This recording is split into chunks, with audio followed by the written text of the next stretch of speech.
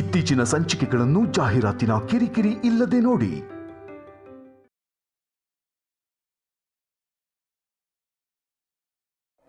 ಸರಿ, ಇವಾಗ ನಿನ್ಗೊಂದು ಟ್ವಿಸ್ಟ್ ಕೊಡ್ಲಾ?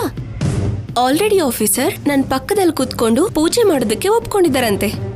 ನಿನ್ ಬಗ್ಗೆ ಯೋಚನೆ ಮಾಡೋರೇ ಆಗಿದ್ರೆ ನೀನ್ ಅನ್ಕೊಂಡ್ ಹಾಗೆ ಅದೇ ನೀನ್ ಹೇಳ್ದ ಹಾಗೆ ಪ್ರೀತಿನೋ ಗೀತಿನೋ ಆಫೀಸರ್ಗೆ ನಿನ್ ಮೇಲೆ ಇದ್ದಿದ್ರೆ ಒಪ್ಕೊಳ್ತಾ ಇರ್ಲಿಲ್ಲ ಅಲ್ವಾ? ಆಫೀಸರ್ ಒಳ್ಳೆಯವರಾಗಿರೋದಕ್ಕೆ ನಿನ್ ಮೇಲಿರೋ ಕರುಣೆಗೆ ನಿನ್ನ ಈ ಮನೇಲಿರೋದಕ್ ಬಿಟ್ಟಿದ್ದಾರೆ. ಇದಕ್ಕೊಂದು ಬೆಸ್ಟ್ ಎಕ್ಸಾಂಪಲ್ ಹೇಳ.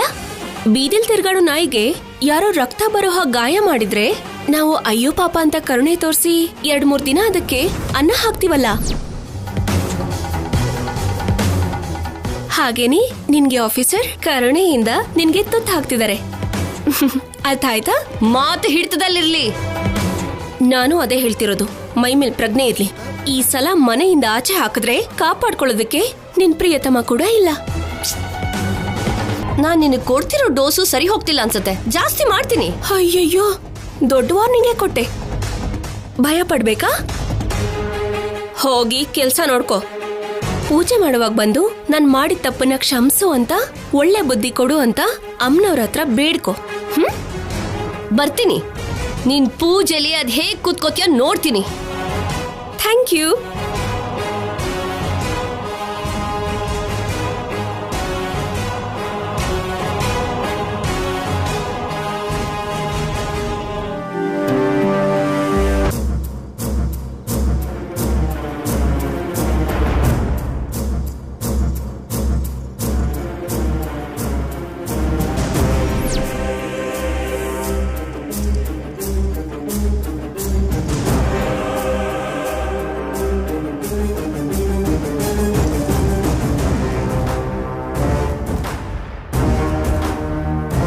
ಇವಳೇನು ಹೊಸ ಮಧುಮಗಳ ಹಾಗೆ ರೆಡಿ ಆಗಿದ್ದಾಳೆ, ಜೊತೆಗೆ ಸಂತೋಷವಾಗೂ ಕಾಣಿಸ್ತಿದ್ದಾಳೆ.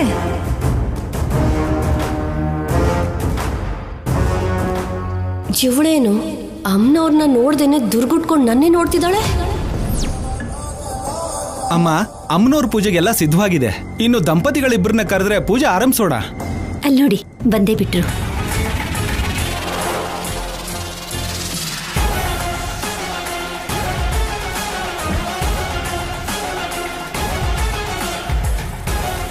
ಬನ್ನಿ ಕೂತ್ಕೊಳ್ಳಿ. ಇವಾಗ ಕಲ್ಯಾಣಿ ಪೂಜೆಲ್ ಕೂತ್ಕೊಂಡ್ಲು ಅಂದ್ರೆ ನನ್ನ ಕಡೆ ನೋಡಿ ಖಂಡಿತವಾಗ್ಲೂ ನಗ್ತಾಳೆ. ಆದ್ರೂ ಶೌರ್ಯನ ಪಕ್ಕದಲ್ಲಿ ನಾನೇ ಕೂತ್ಕೋಬೇಕು. ಇವಾಗ ನಾನು ಕೂತ್ಕೊಂಡ್ರೇನೆ ಎಲ್ರ ಮೇಲೂ ನನ್ಗೆ ಹಿಡ್ತಾ ಬರೋದು. ಕಲ್ಯಾಣಿಗೆ ನನ್ನ ಮೇಲೆ ಭಯ ಬರೋದು.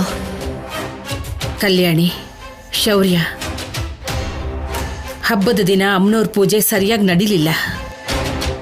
ಅಮ್ಮನವ್ರ ಆಶೀರ್ವಾದನ ನೀವಿಬ್ರು ಪಡೀಲಿಲ್ಲ.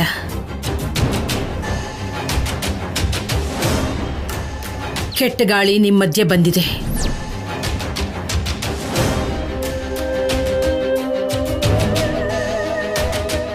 ಅದಕ್ಕೆ ನಿಮ್ಮಿಬ್ಬರ ಮಧ್ಯೆ ಚಿಕ್ಕ ಚಿಕ್ಕ ಮನಸ್ತಾಪಗಳು, ಕೋಪ ಬರ್ತಿದೆ.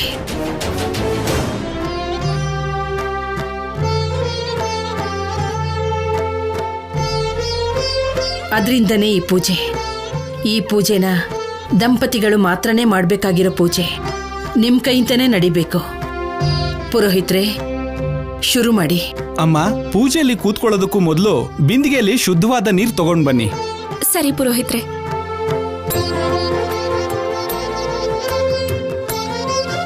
ಓಂ ಶ್ರೀಮನ್ಮಹಾಗಣಾಧಿಪತೇ ನಮಃ, ಮಹಾಗುರವೇ ನಮಃ, ಮಹಾಸರಸ್ವತ್ಯೈ ನಮಃ, ಮಹಾಲಕ್ಷ್ಮೀ ದೇವತಾಭ್ಯೋ ನಮಃ, ಸರ್ವೇ ದೇವತಾಭ್ಯೋ ನಮಃ.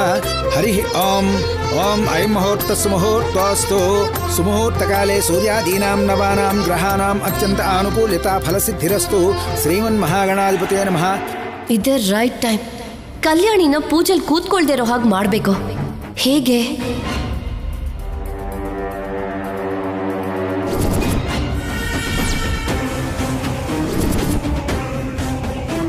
ಎಸ್, ಕಲ್ಯಾಣಿ ಬಿಂದಿಗೆಯಲ್ಲಿ ನೀರು ತಗೊಂಬರೋದಕ್ಕೆ ಹೋಗಿದ್ದಾಳೆ.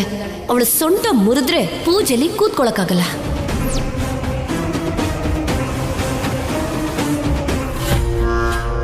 ಅಮ್ಮ ಆದಿಪರಾಶಕ್ತಿ, ನಿನ್ನ ಪೂಜೆನ ಕಲ್ಯಾಣಿ ಶೌರ್ಯನ ಕೈಯಿಂದ ಯಾವುದೇ ಅಡ್ಡಿ ಆಗದಿರೋ ಹಾಗೆ ನಡೆಸ್ಕೊಂಡು ನಿನ್ನ ಪ್ರೀತಿಯ ಆಶೀರ್ವಾದ ಅವ್ರಿಗೆ ಸಿಗೋ ಹಾಗೆ ಮಾಡಮ್ಮ.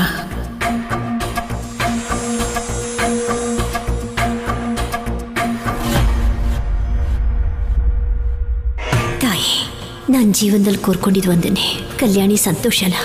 ಅವಳ ಜೀವನ ಯಾವ ಕಾರಣಕ್ಕೂ ನಾಶ ಆಗದಿರೋ ಹಾಗೆ ನೀನೇ ನೋಡ್ಕೋಬೇಕಮ್ಮ. ಗೊತ್ತಿಲ್ಲದೆ ಇರೋ ದೇವರಿಗಿಂತ ಗೊತ್ತಿರೋ ದೆವ್ವ ವಾಸಿ ಅಂತಾರೆ. ಆ ಸಂಪದಾಗ ಹೋಲಿಸಿದ್ರೆ ಕಲ್ಯಾಣಿನೇ ಬೆಟರ್. ಹೇಗಾದ್ರೂ ಮೊದಲು ಮನೆಯಿಂದ ಸಂಪದನ ಕಳಿಸೋ ಮಾರ್ಗ ತೋರ್ಸಮ್ಮ ನನಗೆ. ಆಮೇಲೆ ಕಲ್ಯಾಣಿ ಬಗ್ಗೆ ಯೋಚಿಸ್ತೀನಿ.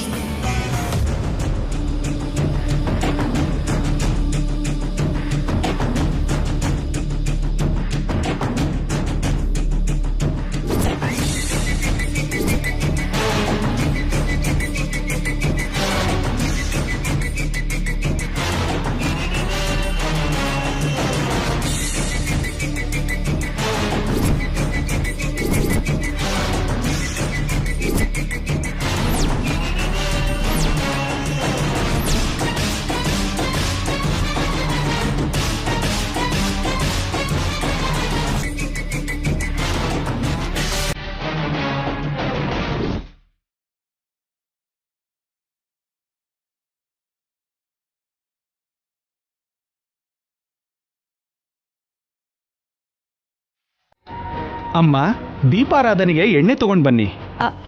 ಅಲ್ಲೇ ಎಲ್ಲೋ ಇಟ್ಟಿದ್ದೀನಿ ಪುರೋಹಿತ್ರೆ. ತಗೊಂಡ್ ಬಂದಿಲ್ವನ ದಮಯಂತಿ, ಹೋಗಿ ಬೇಗ ತಗೊಂಬಾ. ತಂದಿರೋ ಹಾಗೆ ನೆನಪಿದೆ ರೀ.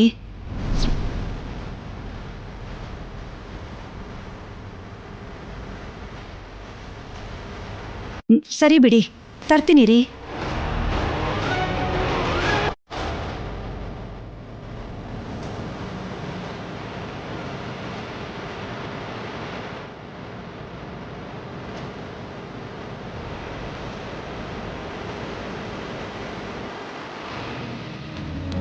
ಬೇಗ ಬಾ ಕಲ್ಯಾಣಿ, ಮುಹೂರ್ತಕ್ಕೆ ಸಮಯ ಆಗ್ತಿದೆ.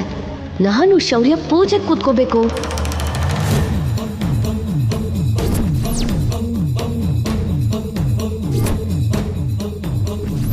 ಸುಮುಹೂರ್ತಕಾಲೇ ಸೂರ್ಯಾದೀನಾಂ ನವಾನಾಂ ಗ್ರಹಾನಾಂ ಅತ್ಯಂತ ಆನುಕೂಲ್ಯತಾ ಫಲಸಿದ್ಧಿರಸ್ತು. ಶ್ರೀಮನ್ಮಹಾಗಣಾಧಿಪತೇ ನಮಃ. ಮಹಾಲಕ್ಷ್ಮೀ ದೇವತಾಭ್ಯೋ ನಮಃ. ಓಂ ಗಣಾನಾಂ ತ್ವಾ ಗಣಪತಿಗುಂ ಹವಾಮಹೇ ಕವಿಂ ಕವೀನಾಮುಪಮಸ್ರವಸ್ತಮಂ. ಜ್ಯೇಷ್ಠರಾಜಂ ಬ್ರಹ್ಮಣಾಂ ಬ್ರಹ್ಮಣಸ್ಪತ ಆನಶೃಣ್ವನ್ನೋತಿಭಿಃ ಸೀದಸಾದನಂ.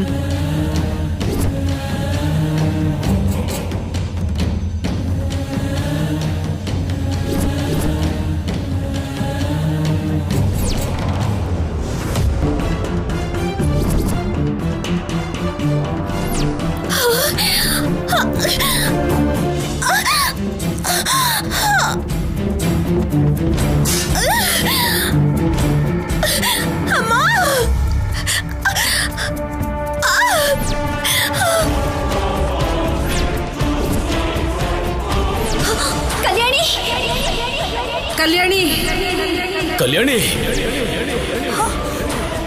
ಕಲ್ಯಾಣಿ ಕಲ್ಯಾಣಿ ಕಲ್ಯಾಣಿ ಕಲ್ಯಾಣಿ ಕಲ್ಯಾಣಿ ಕಲ್ಯಾಣಿ ಕಲ್ಯಾಣಿ ಅಮ್ಮ ಕಲ್ಯಾಣಿ ಕಲ್ಯಾಣಿ ಕಲ್ಯಾಣಿ ಏನಾಯ್ತಮ್ಮ?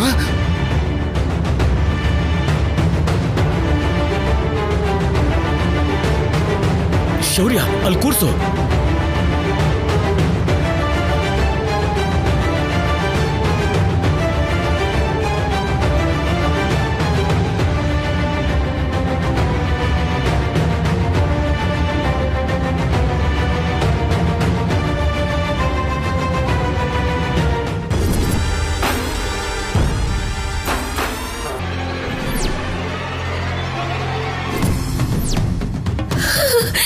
ನಡೆಯೋ ಜಾಗದಲ್ಲಿ, ಅದು ಕೂಡ ಬಾಗ್ಲಿನ ಹತ್ರ ಎಣ್ಣೆ ಹೇಗೆ ಚೆಲ್ತು?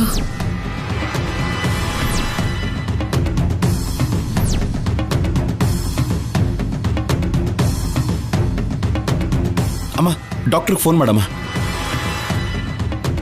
ಈಗ ಡಾಕ್ಟರ್ ಬರೋದ್ ಬೇಡ ಆಫೀಸರ್. ಪೂಜೆ ಆದ್ಮೇಲೆ ನೋವು ಕಮ್ಮಿ ಆಗಿಲ್ಲ ಅಂದ್ರೆ ಆಗ ನೋಡೋಣ. Are you sure Kalyani? Okay. ನಾನು ಪೂಜೆ ಹತ್ರ ಇಟ್ಟಿದ್ದ ಎಣ್ಣೆ ಬಾಟ್ಲು ಬಾಗಿಲ ಹತ್ರ ಹೇಗೆ ಹೋಯ್ತು? ಕಲ್ಯಾಣಿನ ಕಂಡ್ರೆ ಆಗದೆ ಇರೋರು ಈ ಮನೇಲಿ ಯಾರಿದ್ದಾರೆ? ನಾನೊಬ್ಳೇ ಅಲ್ವಾ? ಒಂದು ವೇಳೆ ಪಲ್ಲವಿ? ಚಚೆ, ಅವಳಿಗಂತ ಸೀನಿಲ್ಲ. ಒಂದು ವೇಳೆ ಸಂಪದ? ಹೌದು, ಅವಳೇ ಆಗಿರ್ತಾಳೆ, ಡೌಟೇ ಇಲ್ಲ. ಸ್ವಲ್ಪ ನೋಡ್ಕೊಂಡು ಓಡಾಡೋದಲ್ವಾ ಕಲ್ಯಾಣಿ? ಅಷ್ಟು ಅವಸರದಲ್ಲಿ ಬರೋ ಅವಶ್ಯಕತೆ ಇತ್ತ? ಅವಸರದಲ್ಲಿ ಬಂದು ಕಲ್ಯಾಣಿ ಕಾಲ್ಜಾರ್ ಬಿದ್ದಿಲ್ಲ ಶೌರ್ಯ. ಬೇಕು ಅಂತ ಕಲ್ಯಾಣಿ ಬೀಳ್ಬೇಕು ಅಂತ ಬಾಗ್ಲ ಹತ್ರ ಎಣ್ಣೆ ಹಾಕಿದ್ದಾರೆ. ಅಂಥ ಅವಶ್ಯಕತೆ ಯಾರಿಗಿರುತ್ತಮ್ಮ? ತಂದಿಟ್ಟಿದ್ಯಲ್ಲ ದರಿದ್ರನ, ಅವಳೇ ಮಾಡಿರ್ತಾಳೆ ಹೊಟ್ಟೆ ಊರಿಗೆ.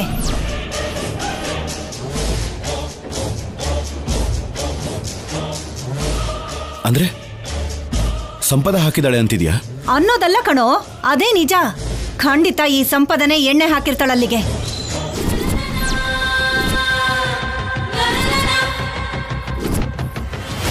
ಅಮ್ಮ, ಪ್ರತಿಯೊಂದರಲ್ಲೂ ಸಂಪದನ ದೋಷಿಯಾಗಿ ನಿಲ್ಲಿಸಬೇಕು ಅಂತ ನೋಡ್ಬೇಡ. ಆದ್ರೂ ಸಂಪದಾಗೇನಾದ್ರೂ ಗೊತ್ತಾ? ಪುರೋಹಿತರು ಕಲ್ಯಾಣಿಗೆ ನೀರು ತರೋಕೆ ಹೇಳಿದ್ದಾರೆ ಅಂತ, ಕಲ್ಯಾಣಿ ಅದೇ ದಾರಿಲಿ ಹೋಗ್ತಾಳೆ ಅಂತ ಬರೋವರೆಗೂ, ಪುರೋಹಿತರು ಹೇಳೋವರೆಗೂ ಕಲ್ಯಾಣಿಗೂ ನನಗೂ ಗೊತ್ತೇ ಇರಲಿಲ್ಲ. ಹೀಗಿರುವಾಗ ಸಂಪದ ಕಲ್ಯಾಣಿನ ಬೀಳ್ಸೋದಕ್ಕೆ ಎಣ್ಣೆ ಹಾಕಿದಾಳೆ ಅಂತ ಅದು ಹೇಗೆ ಹೇಳ್ತೀಯಮ್ಮ?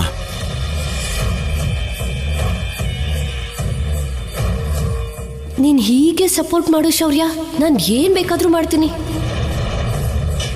ಈ ಸಂಪದ ಮಾಮೂಲಿ ಹೆಣ್ಣಲ್ಲ ಕಣೋ ಶೌರ್ಯ, ಮಾಯೆ ಮಾಡ್ತಾಳೆ. ಪುರೋಹಿತರು ಕಲ್ಯಾಣಿಗೆ ನೀರ್ ತಗೊಂಡ್ ಬಾ ಅಂದಾಗ ಹೋಗಿ ಹಾಕಿರ್ತಾಳೆ. ಇವಳೇನು ತ್ರಿನಯನಿ ಹಾಗೆ ಎಲ್ಲ ದಿವ್ಯ ದೃಷ್ಟಿಲಿ ನೋಡಿರೋ ಹಾಗೆ ಹೇಳ್ತಿದ್ದಾಳಲ್ಲ.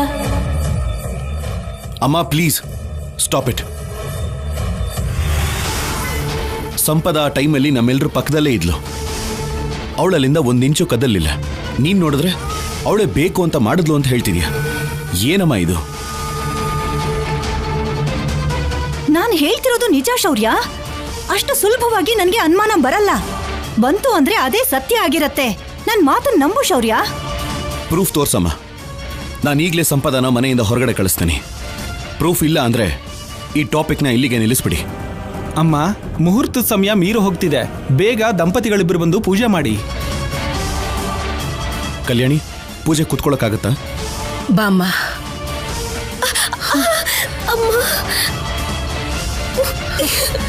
ಯಾಕಮ್ಮ? ಕಷ್ಟ ಆಗ್ತಿದೆ ಆಫೀಸರ್. ಕಲ್ಯಾಣಿ ಕೂರಲ್ವಂತೆ ಪುರೋಹಿತ್ರೆ. ನಾನು ಒಬ್ನೇ ಕೂತು ಪೂಜೆ ಮಾಡ್ಬೋದಾ? ಹಾಗೆ ಮಾಡಕ್ಕಾಗಲ್ಲ. ದಂಪತಿಗಳಿಬ್ರು ಕೂತು ಪೂಜೆ ಮಾಡಬೇಕು. ಅಂದ್ರೆ ಪೂಜೆ ಮುಂದಕ್ಕೆ ಹಾಕ್ದ ಹಾಗೇನಾ ಪುರೋಹಿತ್ರೆ? ಅವಶ್ಯಕತೆ ಇಲ್ಲ ಶೌರ್ಯ, ಪೂಜೆ ನಡೆಯುತ್ತೆ. ಕಲ್ಯಾಣಿ ಕೂತ್ಕೊಳ್ಳೋಕ್ಕಾಗಿಲ್ಲ ಅಂದ್ರೇನು? ನಿನ್ ಮೊದಲನೇ ಹೆಂಡತಿ ಸಂಪದ ಇದಾಳಲ್ವಾ? ಪಲ್ಲವಿ, ಪಲ್ಲವಿ.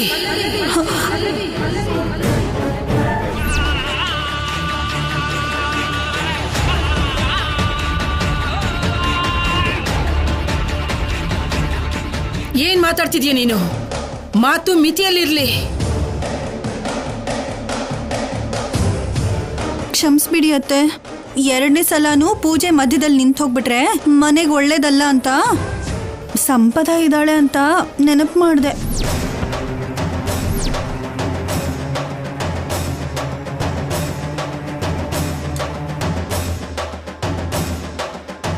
ನಿಜಾನೇ ಅತ್ತೆ. ಈಗಾಗಲೇ ಮನೆಯಲ್ಲಿ ಮನಸ್ತಾಪಗಳು ಜಾಸ್ತಿ ಆಗಿದೆ. ಈಗ ಈ ಪೂಜೆ ನಿಂತು ಹೋಗಿ ಮನೆಯಲ್ಲಿ ಮನಸ್ತಾಪಗಳು, ಜಗಳಗಳು ಹೆಚ್ಚಾದ್ರೆ ಅದಕ್ಕೆ ಕಾರಣ ಈ ಪೂಜೆ ನಡೀಲಿಲ್ಲ ಅಂತ ಅವಾಗ ಎಲ್ಲರೂ ನೋವಲ್ಲೇ ಇರ್ತೀವಿ. ಹಾಗೆ ಸಂಪದ ಮನಸ್ಸು ಕೂಡ ಸರಿ ಇಲ್ಲ. ಒಂದ್ ವೇಳೆ ಈ ಪೂಜೆ ಏನಾದರೂ ಅವಳ ಕೈಯಿಂದ ಆದ್ರೆ ಆಗ ಅವಳ ಮನಸ್ಸು ಸರಿ ಹೋಗುತ್ತೇನೋ.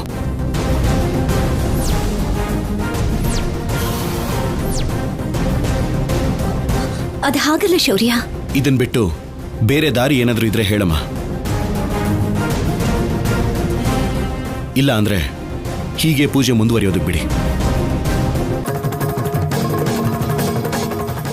ಸಂಪದ, ಹೋಗಿ ಕೂತ್ಕೋ, ಪೂಜೆ ಮಾಡೋಣ.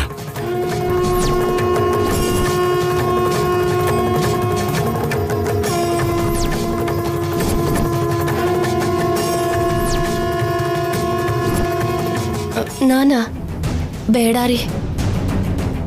ಈಗಾಗಲೇ ಎಲ್ಲರೂ ನಾನು ಕಲ್ಯಾಣಿ ಸ್ಥಾನಕ್ಕೆ ಬರೋದಕ್ಕೆ ಪ್ರಯತ್ನ ಮಾಡ್ತಿದ್ದೀನಿ ಅಂತ ಹೇಳ್ತಿದ್ದಾರೆ.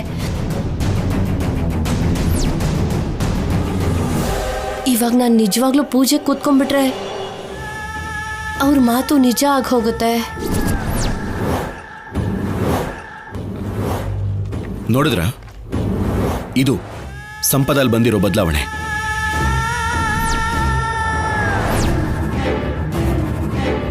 ನೀವು ಮಾತ್ರ ಸಂಪದ ನೀನು ನೆಗೆಟಿವ್ ಆಗೇ ನೋಡ್ತಾ ಇದ್ದೀರಾ. ನೋಡು ಸಂಪದ, ನೀನಾಗಿ ನೀನೇ ಪೂಜೆ ಕೂರ್ತೀನಿ ಎಂದಿದ್ರೆ ಎಲ್ಲರೂ ಹಾಗೆ ಅನ್ಕೋತಿದ್ರು. ಆದರೆ ನಾನು ಬಾ ಅಂತಿದ್ದೀನಿ.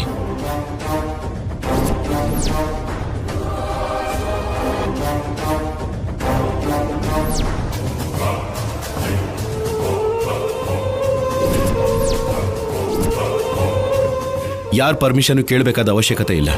ಕೂತ್ಕೋ.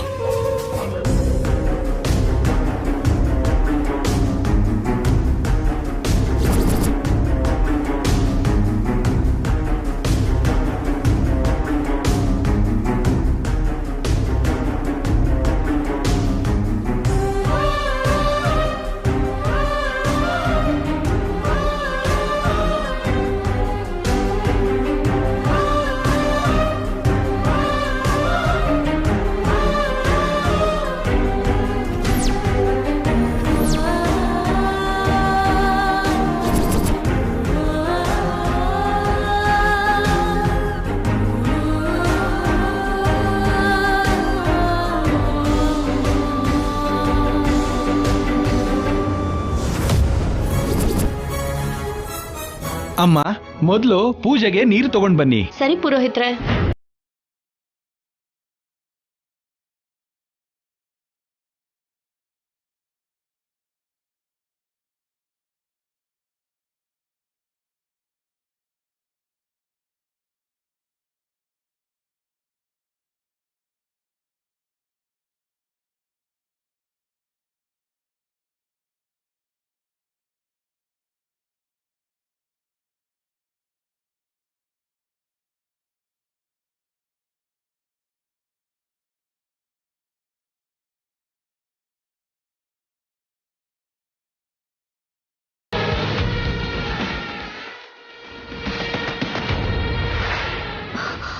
ಅಮ್ಮ, ಆದಿಪರಾಶಕ್ತಿ, ಏನಮ್ಮ ಇದು? ದುಷ್ಟರನ್ನ ರಕ್ಷಣೆ ಮಾಡಿ ಶಿಷ್ಟರಿಗೆ ಶಿಕ್ಷೆ ಕೊಡ್ತಾ ಇದೆಯಲ್ಲ, ಯಾಕೆ ಹೀಗೆ ಮಾಡ್ತಿದ್ಯೋ ನನಗೆ ಅರ್ಥ ಆಗ್ತಿಲ್ಲ ತಾಯಿ. ನೀನಿರೋದು ಸತ್ಯನೇ ಆದ್ರೆ ಸಂಪದ ಪೂಜೆಗೆ ಕೂತ್ಕೊಳ್ದೆ ಇರೋ ಹಾಗೆ ಮಾಡು. ಪೂಜೆ ಫಲ ಕಲ್ಯಾಣಿಗೆ ಸಿಗೋ ಹಾಗೆ ಮಾಡು ತಾಯಿ. ನೀನೇನಾದ್ರೂ ಹಾಗೆ ಮಾಡ್ಲಿಲ್ಲ ಅಂದ್ರೆ ನಾನು ಇನ್ಮೇಲೆ ಯಾವತ್ತೂ ನಿನ್ನನ್ನು ಅಮ್ಮ ಅಂತ ಕರೆಯೋದಿಲ್ಲ. ನಿನಗೆ ದೀಪ ಕೂಡ ನಾನು ಹಚ್ಚೋದಿಲ್ಲ.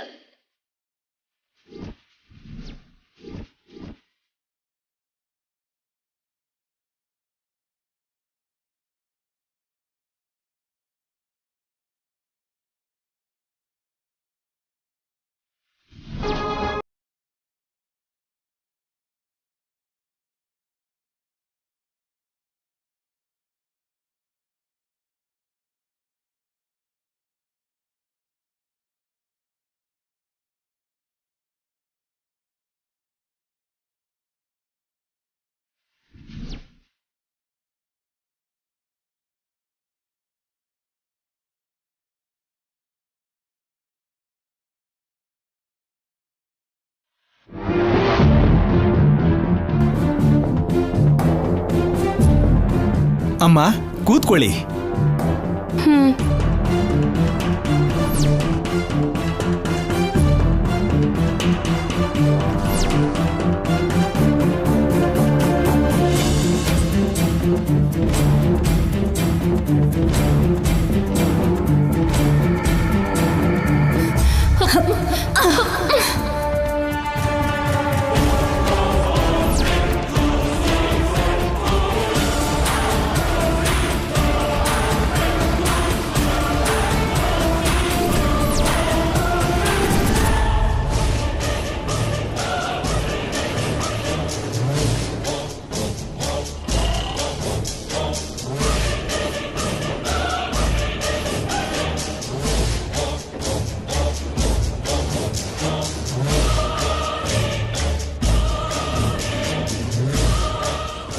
ಅಮ್ಮ, ಏನಾಯ್ತು? ಸಂಪದನ್ ಯಾಕೆ ಹಾಕಿ ತಳ್ತಿದ್ಯಾ? ಸಂಪದ ಕೂತ್ಕೊಳ್ಳೋದಿಕ್ಕೆ ಅವಕಾಶ ಇಲ್ಲ.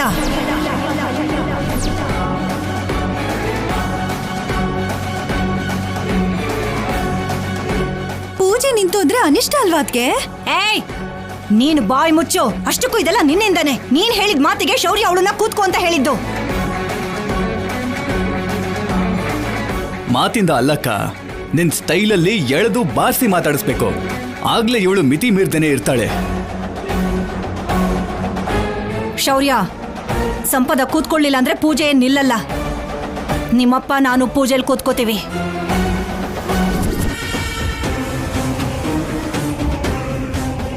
ಎಷ್ಟೋ ವರ್ಷಗಳಿಂದ ನಿಮ್ಮಪ್ಪ ಅಮ್ಮನವ್ರ ಪೂಜೆ ಮಾಡಿಸ್ಬೇಕು ಅಂತ ಹೇಳ್ತಾನೆ ಇದ್ರು, ಆದ್ರೆ ಇಷ್ಟು ದಿನ ಆಗ್ಲಿಲ್ಲ. ಅಲ್ಲ ಅಮ್ಮನವರು ಈ ದಿನಕ್ಕೋಸ್ಕರನೇನೋ ನಮಗ್ ಮಾಡೋದಕ್ಕೆ ಅವಕಾಶ ಕೊಟ್ಟಿರ್ಲಿಲ್ಲ. ಹೇಗೋ ಕಲ್ಯಾಣಿಗೆ ಹುಷಾರಿಲ್ವಲ್ಲ, ನಿಮ್ಮಿಬ್ರ ಕಡೆಯಿಂದ ಬೇರೆ ಎಲ್ರ ಕಡೆಯಿಂದ ನಿಮ್ಮಪ್ಪ ನಾನು ಪೂಜೆ ಮಾಡ್ತೀವಿ. ಕೊನೆಯಲ್ಲಿ ನೀವಿಬ್ರು ಸೇರಿ ಅಮ್ಮನವ್ರ ಆಶೀರ್ವಾದ ತಗೊಂಡ್ರೆ ಆಗೆಲ್ಲ ಸರಿ ಹೋಗತ್ತೆ. ಏನ್ ಹೇಳ್ತೀರಾ ಪುರೋಹಿತ್ರೆ? ಹಾಗೆ ಮಾಡ್ಬೋದಲ್ವಾ? ಖಂಡಿತ ಮಾಡಬಹುದಮ್ಮ.